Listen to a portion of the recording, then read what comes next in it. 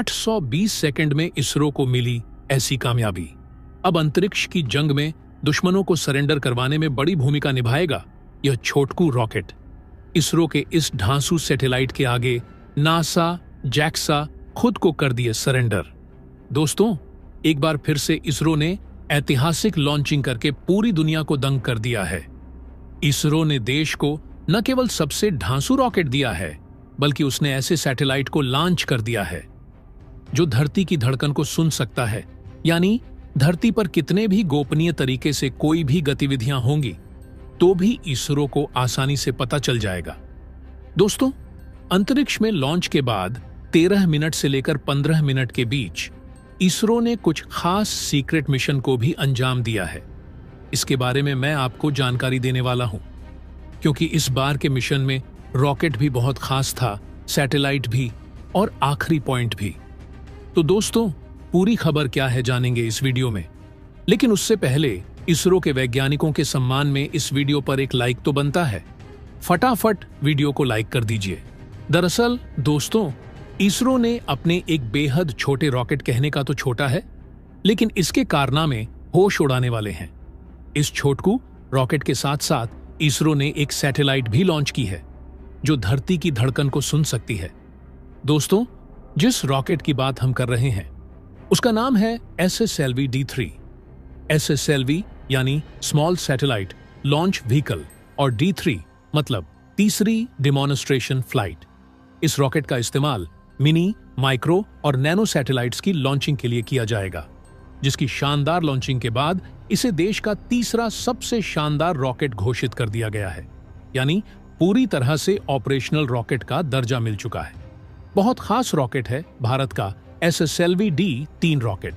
इससे लो earth orbit में 500 kilogram तक के सैटेलाइट्स को 500 किलोमीटर से नीचे या फिर 300 किलोग्राम के सैटेलाइट्स को सन सिंक्रोनस ऑनऑर्बिट में भेज सकते हैं। इस ऑनऑर्बिट की हाइट 500 किलोमीटर के ऊपर होती है।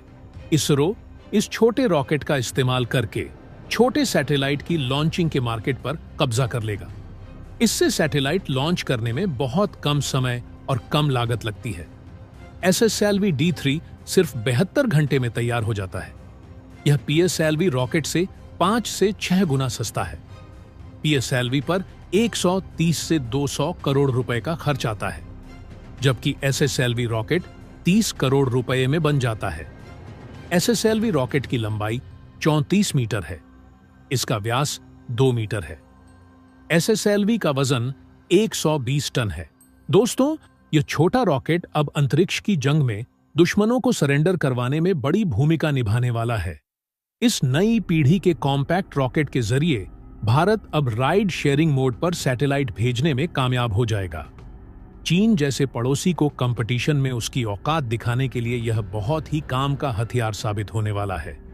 बड़ी बात तो यह है कि इसकी लॉन्चिंग के साथ ही भारत को दनादन ऑर्डर मिलने शुरू हो चुके हैं। अब इसरो इस रॉकेट से एक साल में 30 से ज्यादा लॉन्चिंग कर सकता है। यूरोपीय देश सैटेलाइट लॉन्च करने के लिए बहुत हद तक रूस पर निर्भर रहते आए हैं और रूसी अंतरिक्ष यान सोयुज सालों से यूरोपीय सैटेलाइट को अंतरिक्ष में भेजता रहा है। लेकिन यूक्रेन युद्ध शुरू होने के बाद से यूरोपीय देशों ने रूस से दूरी बनाना शुरू कर दिया, जिसकी वजह से रूस को मिलने वाले ऑर्डर में भारी गिरावट आ गई। अमेरिकी और यूरोपीय प्रतिबंधों ने भी रूसी स्पेस सेक्टर को भारी नुकसान पहुंचाया है। तो वहीं चीन की तकनीक पर ये देश भरोसा नहीं करते हैं, क्योंकि वो इनकी जासूसी कर सकता है, जिसका फायदा भारत को मिल रहा है। और भारत लगातार अपनी रॉकेट लॉन्च कैपेबिलिटी को डेवलप कर रहा था, जिससे इस मामले में दुनिया में सबसे किफायती और सेफ लॉन्चिंग को अंजाम दे सके। और इस दिशा में SSLV को मिली कामयाबी मील का पत्थर साबित होने वाली है, क्योंकि अब कई देश अपने सैटेलाइट लॉन्च करवाने के लिए इसरो से संपर्क कर रहे हैं। वहीं ऑस्ट्रेलिया ने सैटेलाइट लॉन्चिंग के लिए भारत के साथ बड़ी डील की है। दरअसल दोस्तों, इसरो की commercial arm new space India limited ने $18 मिलियन का ऑस्ट्रेलियाई फर्म स्पेस मशीन के साथ एग्रीमेंट किया है, जिसके तहत यह 2026 में इसरो के SSLV से सैटेलाइट पेलोड्स लॉन्च करेगी। यह ऑस्ट्रेलिया का अब तक लॉन्च किया गया सबसे बड़ा सैटेलाइट होगा।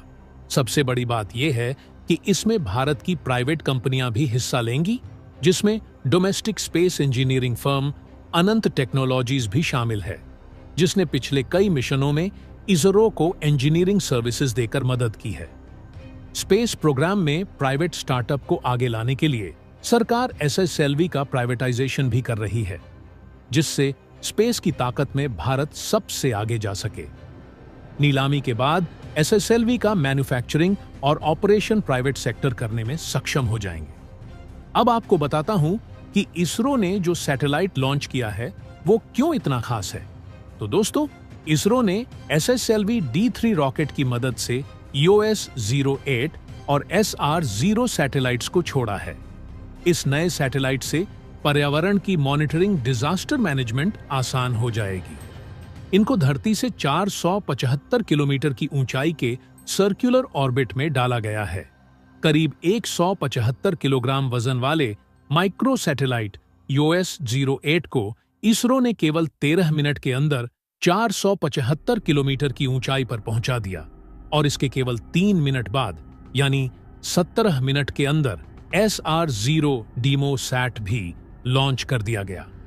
दोस्तों, यह EOS-08 सैटेलाइट बड़े काम का सैटेलाइट है।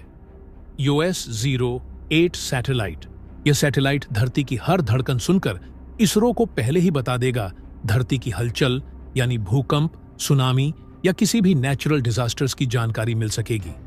सैटेलाइट में 3 स्टेट ऑफ आर्ट पेलोड लगे हैं। पहला पेलोड इलेक्ट्रो ऑप्टिकल इंफ्रारेड यानी IOIR पेलोड है, जो दिन रात मिड और लॉन्ग वेव की इंफ्रारेड तस्वीरें लेगा। दूसरा payload global navigation satellite system reflectometry payload, जो नेविगेशन की जानकारी देगा। और तीसरा सिलिकॉन कार्बाइड डोसीमीटर पेलोड है। दोस्तों, इसरो का यह मिशन भारत के साथ साथ पूरी दुनिया के लिए खास है। इस सैटेलाइट का टाइम पीरियड 1 ईयर है। अब दोस्तों, एक और बात इस मिशन में हुई है, वह यह कि इसरो इस मिशन के जरिए भी अपने सीक्रेट एक्सपेरिमेंट को अंजाम देने में कामयाब रहा है। दरअसल यह जो एसएसएलवी D3 रॉकेट है, वह 3 स्टेज वाला सॉलिड फ्यूल से चलने वाला रॉकेट है, लेकिन इसके लास्ट पार्ट यानी वेलोसिटी ट्रिमिंग मॉड्यूल में लिक्विड फ्यूल का इस्तेमाल होता है और रॉकेट का यही पार्ट सैटेलाइट को लॉन्च करने का काम करता है। उड़ान भरने के ठीक 13 मिनट बाद रॉकेट EOS-08 को उसकी ऑर्बिट में छोड़ेगा और लगभग 3 मिनट बाद SR-0 अलग हो जाएगा। इसने 475 किलोमीटर की ऊंचाई पर सैटेलाइट लॉन्च करने के बाद अपना मिशन स्टार्ट कर दिया। इस बारे में इसरो ज्यादा कुछ नहीं बताता है, लेकिन जो जानकारी पहले लीक हुई थी उसके मुताबिक इसरो इस पार्ट से DRDO के डायरेक्ट एनर्जी वेपन जैसी तकनीक का स्पेस में टेस्ट कर सकता है, जिसके बाद इसे हमेशा के लिए विस्फोट करके उड़ा दिया जाता है, यानी कोई सबूत नहीं छोड़ा जाता है। मतलब दोस्तों, इसरो इस मामले में बखूबी आगे बढ़ रहा है। हालांकि भारत को अंतरिक्ष में आगे जाने के लिए अभी तमाम चुनौतियों का सामना करना है, क्योंकि देश लगातार अंतरिक्ष मिशनों को लॉन्च करके बड़ा लक्ष्य हासिल करना चाहता है। चांद को लेकर हम बड़ी तैयारी कर रहे हैं और एक के बाद एक मिशन को लॉन्च कर रहे हैं। इसरो के पास LVM-3 सबसे भारी रॉकेट है, जबकि चंद्रमा की कक्षा तक पहुंचने और वापस पृथ्वी पर उतरने के लिए अधिक क्षमता की जरूरत है।